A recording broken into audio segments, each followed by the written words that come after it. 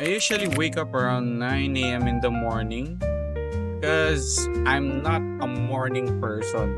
Afterwards, I fix my bed because pinalaki ako ng maayos ni mama and papa.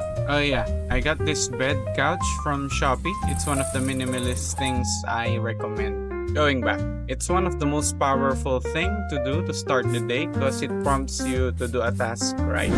Then I fix my office too. Dude, enough with the transitions. We get it. Man. Then I fix my... Seriously? After useless transitions and fixing my office, I go ahead and check my overnight trades. I don't usually plan my trades or take unnecessary trades during this time because it's really early and my session to trade the forex is not up yet. So I just check my positions on stocks and forex during this time. Next is to pick up coffee. Literally. Dati kasi gumagawa kami ng kape. Pero ngayon, hindi na. Nasira kasi yung induction namin ba? Dati kettle eh. Actually, nag-improve tayo eh. Dati, may kettle.